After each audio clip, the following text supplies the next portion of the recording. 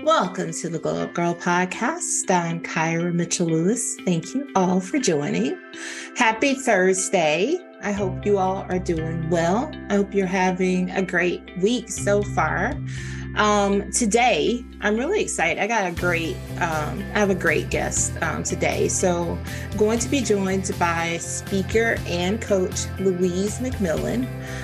Louise is a raw and relatable speaker and coach who supports and inspires people to join the conversation about mental health, breast cancer, and also she really encourages you to live life to the fullest and to thrive right now, because we all know that life happens really fast. Life is life, and y'all. I think I say this all the time, like life is lifing, life comes at you fast. It is like time is like that. And I did snap my finger, but she really encourages you to thrive in your life and to live your best life and to be the best version of yourself. By Louise's own admission, she has lived with limiting self-belief and a lack of self-confidence for the most of her life, causing her to spiral in and out of depression. It really took a diagnosis of breast cancer in 2017 to help her change how she viewed herself. Louise says that she has been through the fire and received the most valuable lesson of all: start living the life that she wants. So, I don't know about you, but I'm fired up just from like telling you about her and the fact that she's coming up. But I definitely hope you all will stay tuned, because we'll be right back. We'll talk about her journey, and we'll talk about ways that she can give you some tips on how to start thriving in your life right now. So stay tuned. I'll be right back. Welcome back to the Glow Up Girl podcast. I'm Kyra. Thank you all for joining. I'm so excited to welcome Louise into the Glow Up Girl podcast. Welcome. Thank you so much for inviting me along, Kyra. It's lovely to meet you. Awesome. Well, why don't we get started by having you tell our audience listening or watching who you are and what you do. So I'm Louise McMilan. You might have guessed from the accent that I'm over in England. So I'm over in the southwest of England by the seaside. I'm an inspirational speaker. So I talk about my personal experiences with mental health and how breast cancer was the best thing that ever happened to me. And I'm also a personal development coach. So I work one-to-one with individuals and with people in organisations just to help them live life more fully on their terms. Awesome. Thank you so much, Louise. Why don't we get started? Let's talk about your breast cancer diagnosis. Would you be willing to share how that came about? Absolutely. Because I didn't find a lump, and neither did my GP, and neither did my consultant. So I'm very blessed that they did the test to be on the safe side. So how it started was I noticed a discharge on my left breast. It was like on my pajama top. So it's a bit like a dry, wet mark. And it happened a few times. So I decided that that was a bit strange. So I got it checked out. My GP examined me, said didn't think there was anything untoward, however, would refer me to be on the safe side. Saw a consultant. He examined me and examined both breasts, I would add. Both of them did. Said couldn't think there was anything untoward, however, would give me a mammogram just to be on the safe side. I had a mammogram and then was invited to a ultrasound. And when they did the ultrasound, they said there was something strange on my right breast. So I queried. So they did the ultrasound all over again, because obviously it was my left one. And they took a biopsy, and I still didn't think anything of it. And then a week later, I was invited in. They said they had a cancellation at the hospital, and I went in and they said they detected cancer in my right breast. So they don't know what the discharge was from my left. Still to this day, we don't know why that was happening, apart from it trying to tell me that my right breast, there was something wrong with it. They thought that it was 25 millimeters and stage 2. And I had a lumpectomy the following week. And as soon as they opened me up, they knew it was bigger. It was 45 millimeters. They'd removed 3 lymph nodes, and the cancer had spread into 2 of those lymph nodes. So therefore I was stage 3, and they classified my cancer as being very aggressive. So I had to undergo chemotherapy and have go through that process, as well as having my lumpectomy. Wow. Yeah, total shock to the system. We weren't expecting it at all. So as you can imagine, we were just, when we were first told, just totally shocked. Yes, I could only imagine. Louise, as you were experiencing going through this journey, what was like the total like time period as far as like when you found out to, treatment? What was that time period? Oh, absolutely quickly. So I had the ultrasound and the biopsy, and on I think it was like the Monday or the Tuesday, and the following Monday I was told I had cancer. The following Monday I had all the pre-op done, so that the wire had to be put into my breast to where the tumor was, which was quite painful, and I also had to have radiation put into my breast as well, ready for the operation. And then the following morning I had my lumpectomy. So the 12th of June was when I was told, the 19th of June pre-op, and then the 20th of June was surgery. And then the 5th of July, I was told that the outcome from my lumpectomy, which told me that the cancer was everywhere else. And then I started chemo literally on the 20th of July. So the 19th of July, I had a PICC line put into my arm, and the 20th of July was my first chemo. So it happened so quickly from then going on. Wow. Whoa. So let's talk about the obviously we can understand the physical side of it, but like the mental side of it, the mental health perspective. What were you going through during that time period? How did you feel? Well, I actually, to be honest with you, the best thing to talk about is probably like 6 months beforehand. So this is end of 2016, the December. My doctor had diagnosed me with depression. I was in a really bad way with my mental health. I was burnt out. I hadn't been looking after myself properly. I had spiraled. So I knew I wasn't feeling great, but instead of being conscious of it, I was pushing it back, saying, no, this is not happening. And therefore I spiraled into a really, really deep depression. So much so that over that Christmas, my doctor had increased my medication. I'd taken some time between Christmas and New Year off, and was staying with my parents. And the only person I was really talking to about it was my mum. And I just said, I can't keep doing this. I can't keep spiraling in and out of depression. I don't know why I'm here. I don't know my purpose in life. I even said to her, I don't even know what the point of me being here is. I really question why I wanted to be on this earth. I was that low with my depression. And so 2017, my mum and I were very much about, let's just take it month by month and just try and repair myself.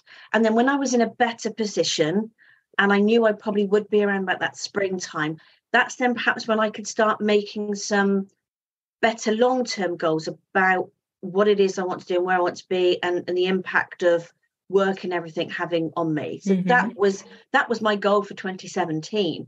So when this happened, it was completely out of the blue, but it was a big wake-up call for me to turn around and say, this is not going to kill me. I am going to live. I'm going to get over this. I named it as soon as I left that hospital being told, I named my cancer Stan.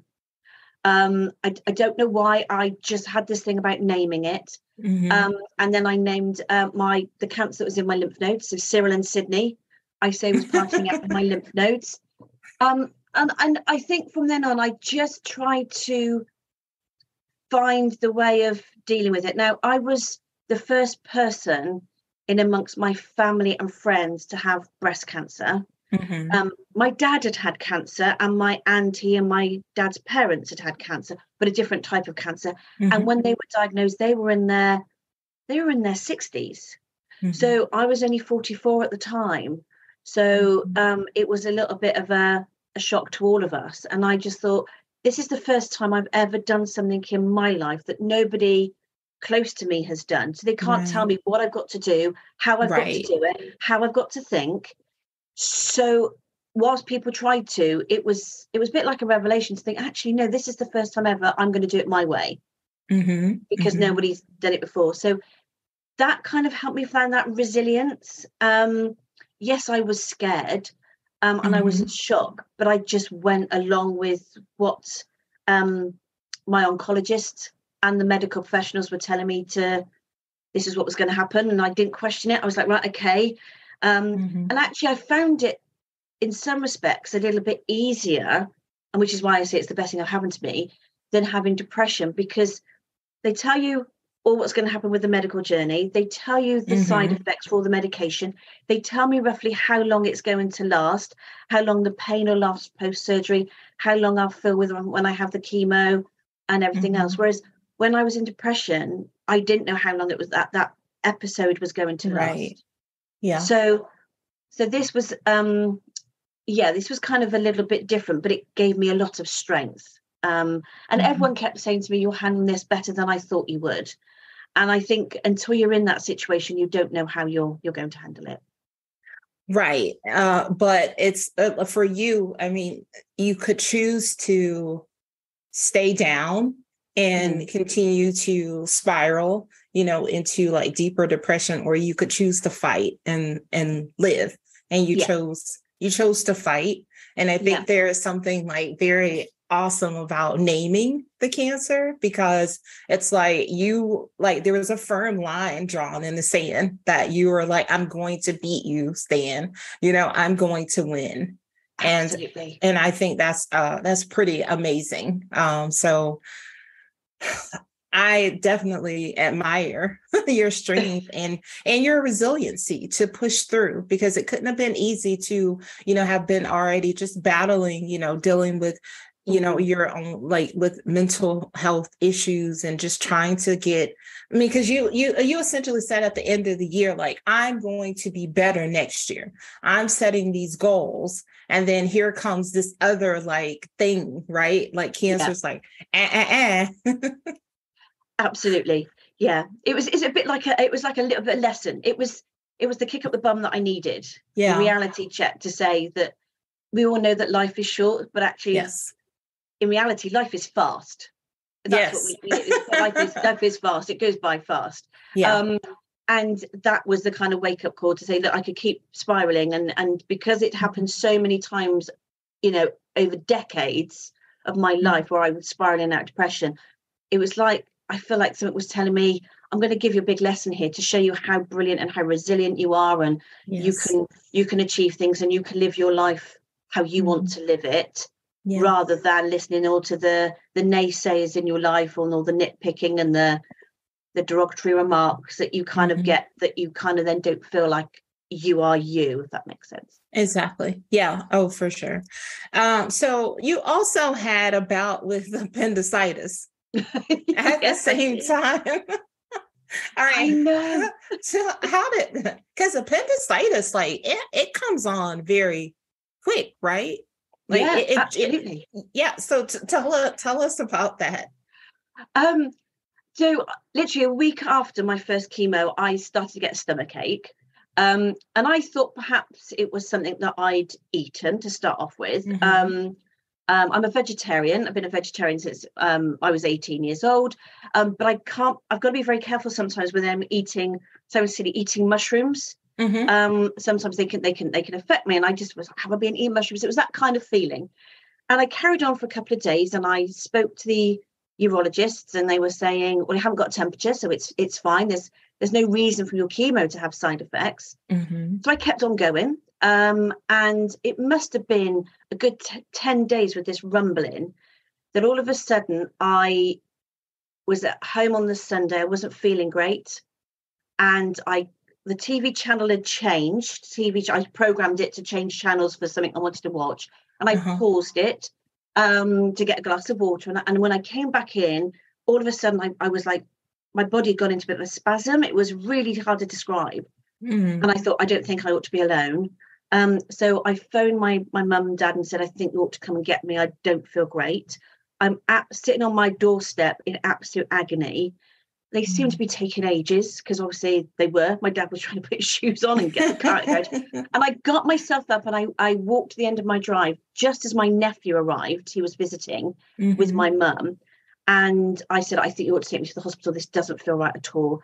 Oh, you don't know your own pain threshold? Because I've not had children, so I wouldn't know my own pain threshold. Totally dismissed the absolute agony as I was in. And so we just need to perhaps wait and see your oncologist. You're seeing him on Tuesday. On Monday, I was driving to work and my gut feeling had said, turn round. So I turned round, got a point with my doctor who said, if you come to me with just this, I would say it was appendicitis.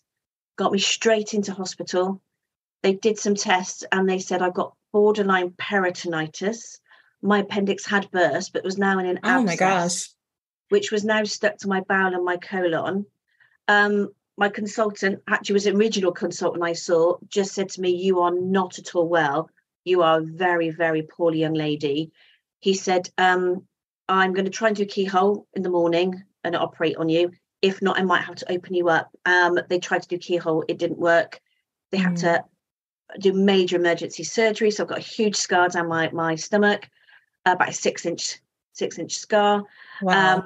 I was in intensive care for 48 hours, blood transfusion. My hair is now falling out because obviously from the chemo.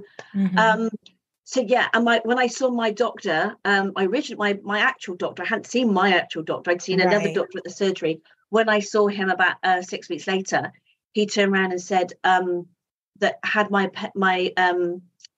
had the abscess burst, I would have had a bigger fight on my hand than cancer because I would have ended up with sepsis. So, my God.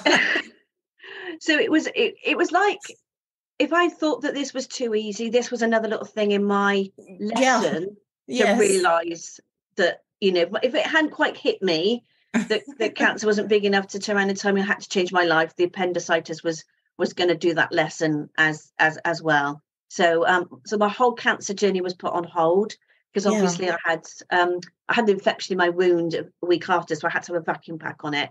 So yeah, I've lost the whole of August basically at that point. And so I could do anything and I couldn't drive again or go back onto my chemo journey to about the end of September. So it was a real big, and I'd never been poorly before. I'd never been in hospital since I was 18 months old. So I didn't really, it was a real wake up call. Yeah. Yes. Oh my gosh. Okay.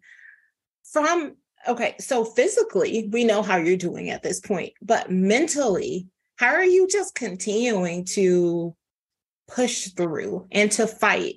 Because this was tough. I mean, you were getting ready to you were going through chemo. You were thinking you had made the turn, and then this happens. Yeah. The thing that happened, I remember it so vividly. I was in hospital and it was a Sunday evening. My parents had come in to see me. And during those couple of days, when my mum had come in, I'd had cards been sent to me.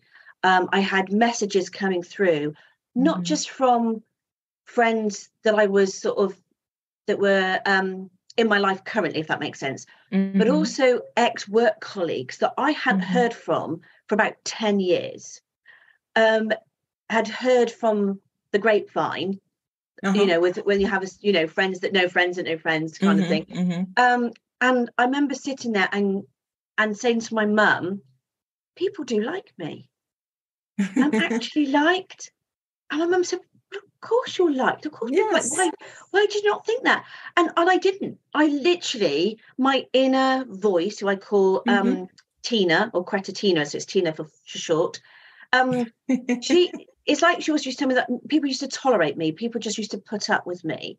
Oh. I never, that my whole thing of all what I experienced growing up, being put down and the snide comments and the nitpicking and, people try to say, well, they're just comments. But when people say them often enough or they come from different places, right? Yeah. You kind of think, well, they must be true because if you hear them often enough and they come from different sources. So that was a real eye-opener for me. And that really helped. And and also the nitpicking and the derogatory remarks stopped as well when I went through the whole of this. I mean, they started again, and now I'm managing better my expectations, my boundaries, how I spend time with people that nourish me, not deplete me. That's been the whole learning curve that I have now and what I do. But I probably might not have been there had it been for my cancer and my appendicitis journey, because that was the lesson I learned. And because of that, I realised I could be me. And that's where I just thought, no, I'm going to be silly. I'm going to be daft. And I named my pit line Penny. I named my wig Winifred, not that I ever wore it. I found the strength to be bold, even though people were saying to me, oh, I don't think you ought to be bold. I thought, no, I'm going to do this my way. Yes. So I was bold. And it just gave me that strength to carry on and just fight it that way. It was like, I realized my body can repair itself. I have to learn how to repair my mind and my thought process and my mental health. Oh my gosh, I love that, Louise. It's so awesome to hear, because you finally realized that you were loved, that people cared about you, that people wanted to see you win. And I think that there's just, like you said, it's the biggest lesson that, you took away, but it's also just so great because you were lifted up by your community and people in your family and community of people. And like you said, there's something to like coworkers from the past that maybe people you didn't talk to regularly, but those people learning that you were ill and just reaching out, putting a hand out there to let you know that they cared. And all that just silenced what I like to call the inner mean girl. Yeah. Just told the inner mean girl to sit down, shut up, because because I am loved. And it is something important to, I think you said a really important thing. And that is something I think, especially for women, that we have to focus on spending time with people who pour into you, people who nurture you, and stop giving people like negative people, because what our inner mean girl doesn't allow for us to recognize is that those people are unhappy. Those people have their own struggles. So they're just being nitpicking and being rude and making comments. They're just letting their insecurities just pouring them onto you because they feel bad. So they want you to feel bad too, in hopes that you could just feel bad together all the time. Absolutely. Absolutely. You're so right there. It's their own insecurities and how they're feeling about whatever that may be, and have to bring you down or make them feel better by putting you down. Absolutely right. Yes, and they just work to try and dim your light, because just in talking to you, like I see a light, I see a person who is just like so pleasant, a person who gives love, a person who cares about other people, and and it's like, and somebody that's mean and just like, rude just wants to try to cover that. So, I think your story is amazing. So many people out there wouldn't have been able to like keep pushing and be so resilient. And you did that. But then at the same time, like you said, you repaired and you made yourself whole. You healed in a number of ways. Yeah, absolutely. Yeah. Oh, I love that. Thank you. So as you're going through this and, what from a professional standpoint, obviously you had a job, you had a personal life, you had a life, how did this impact those different areas of your life as you were beginning to heal and also just change and be a new Louise? Absolutely. So my background is HR, and been doing it a long time. And so it was kind of like, I had a career break then. So I literally started a new job because I was on a contract. So I finished in March and I started a new job just as all this was, I didn't even know when I started the new job. And we had a plan how we were going to deal with the cancer. But then when I had the appendicitis, they looked at things, because I didn't know when I could drive again. And it was they're a good hour and a half drive away. I mean, there was no home working back in those days. And so I had this career break. And then when I started going back into a new job afterwards, I went back part-time. My doctor said, I can send you back, but I know you'll go from 0 to 100 miles an hour straight away. Yeah. If I was in a workplace, I would have gone back on a phased return. I didn't have that luxury. So he would only sign me back to work if I could find a part-time job. And I was fortunate enough I did. But I could feel the tension rising. Just, the whole feeling not good enough, feeling that I was, not appreciated. I could just start feeling some of the anxieties rising. And there was one morning when I was getting ready for work, and I had this quote on the side, and it was kind of only a small, well, not even a 6 size quote size, if you know what I mean. It was, and it says on there, if you always do what you've always done, you'll always get what you've always got. And this particular morning, it was like huge. It was literally screaming out at me. And on my drive to work, I thought, that's it. I'm going to come away from HR. I'm going to come away from recruitment. I trained and qualified to be a coach, a life coach, a few years beforehand. That I'm going to follow that. That's I keep coming back to that's what I want to do, and that's what I'm going to do. I'm going to go out there, and I now know how I'm going to help people. I'm going to help people start believing in themselves, start living life more fully on their own terms. Be that kind of cheerleader to say, so you can do this. I'm not going to judge you. I'm not here to judge. I'm just here to help you break down what it is that stops you and help you live life more fully in whatever it is you want to do. If nobody else around you is going to say, go for it, then you can count on me, because look at this as your kind of your person. And that's what I decided I was going to do. And that's the path I've kind of followed since then. So a whole career change, but also doing things for me, working for myself and managing that time and how I work. And that's the way I've kind of gone through. Awesome. I love that, because first of all, I just love that, like, you recognize the signs and that you didn't just go back into like, doing the same and saying like, letting those same sort of like past ghosts or demons come back and like take over again. And then you also just took like a leap, like you believed in yourself and what you had to offer to the world and how you could help other people. And you took a very bold step, because a lot of people wouldn't have been able to do that. A lot of people would have said, nope, I know that I'm good at HR. Like, this is my career. I don't want to, let's not shake this. Don't rock this boat. Yeah, absolutely. And that was the thing for me beforehand. It was, I've always known a career HR, and I'd worked so hard, and I was, professionally qualified, and why would I want to give that up after working so hard? But it was that thing of, it no longer serves me. It no longer nourishes me, is depleting me. And I need to now recognize that and change. Yes. Do you hear that, everyone listening, watching? That is so true, because there's so many people out there in this world today who are experiencing that similar thing, where people are towing the line. They want to step over. They want something better for themselves, but they don't know if they can take that leap because, of course, we've all got bills to pay. We have to take care of ourselves. But, walking in purpose, when you walk in the purpose, it will all fall into place.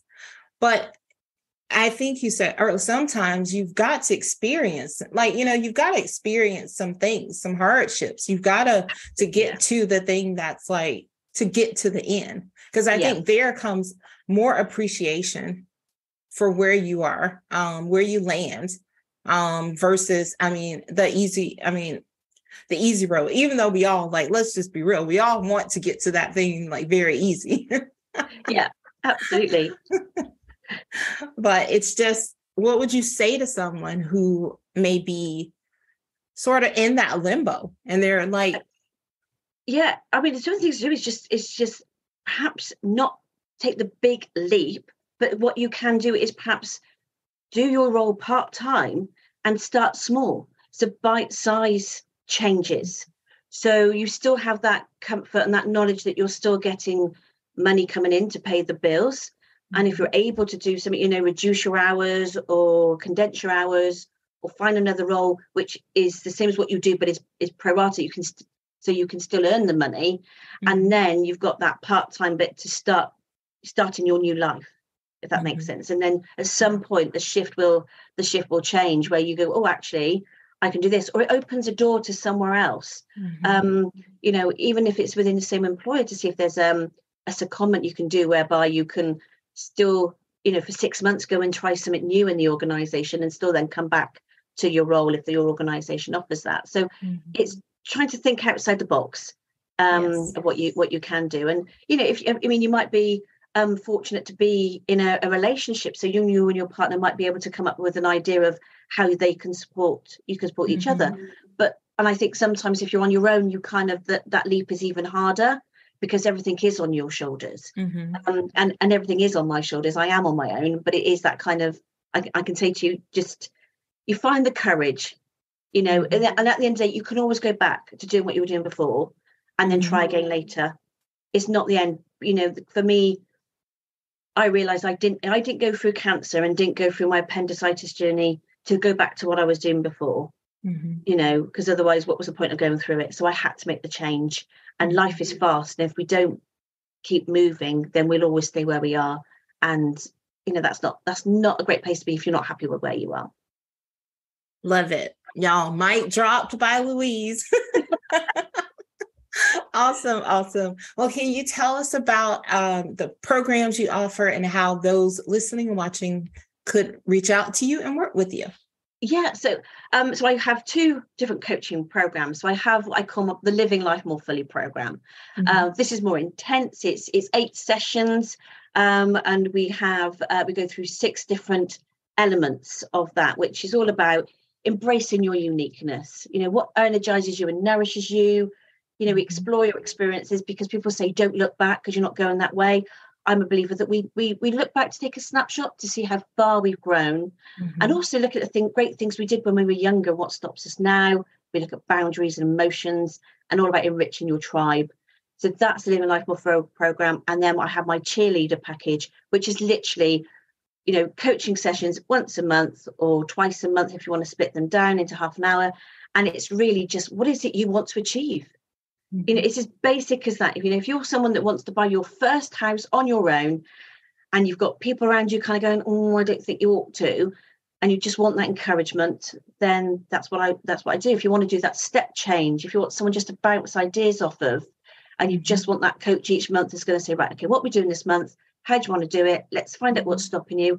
I don't tell you what to do. I just answer you the questions.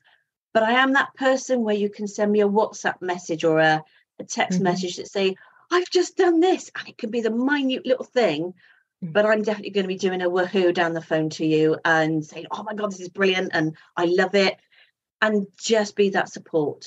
So that's the kind of coaching, the 2 coaching packages that I offer. Awesome. And tell us how the audience can connect to you.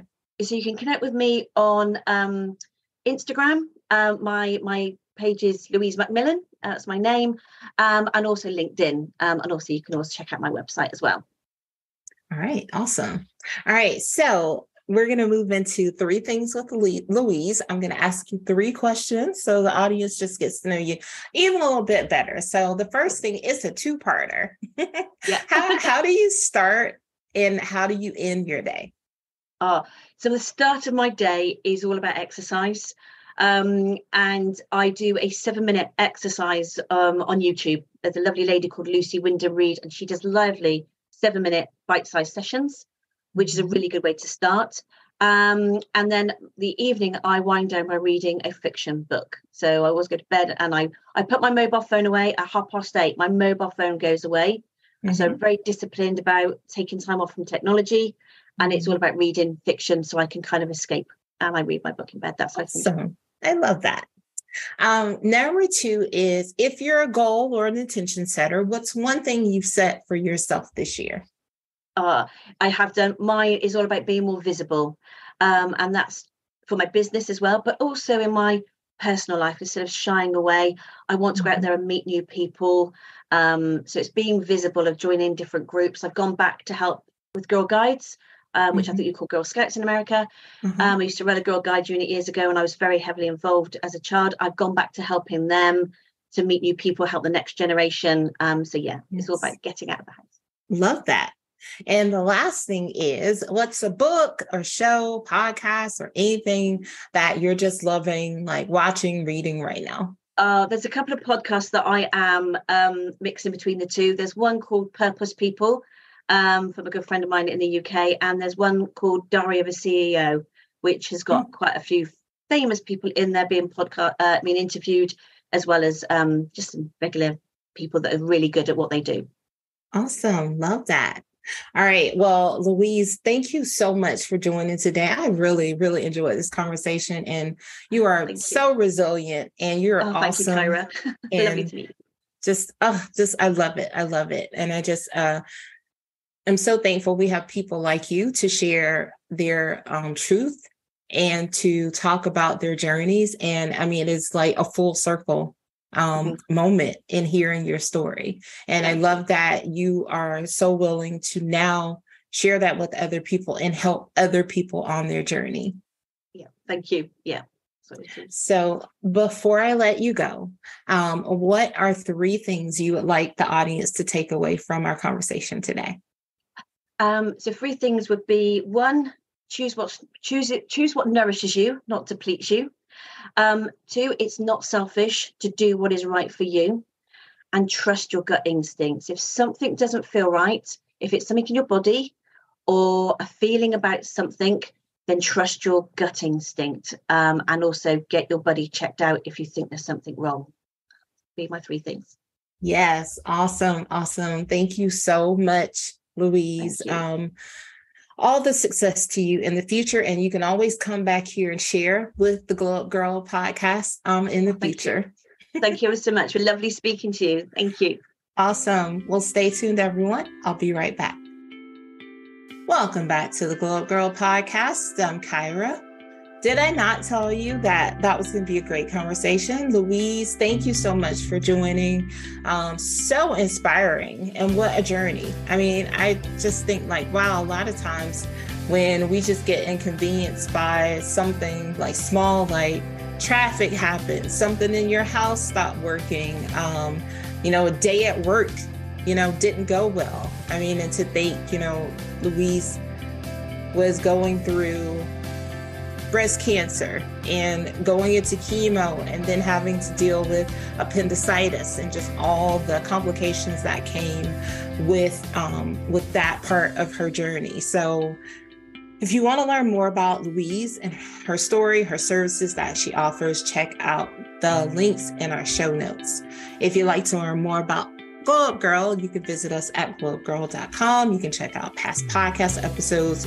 You can sign up to be a guest on the show, grab the social links, and so much more. Also, you should be checking out, if you're not, our career series, which is our career-focused podcast episodes where I share personal experiences from my career journey. Also, just some insight, tips, tricks, things that you can try as you go throughout your career journey. Also, if you are listening on a platform where you can leave us a review, please do so. If you got thoughts, questions, show ideas, guests that we should be talking to, feel free to drop an email at hello@glowupgirl.com. As always, I cannot thank you all enough for your support and joining me weekly on this journey, where I get to talk to so many amazing people doing awesome work in the world, and also sharing that on that career side, which is something that is really meaningful to me, is to talk about being hopefully a good leader in this thing we call our career. So until next time, I will see you all next week. So until then, stay focused, fab, and glow up. Take care, everyone.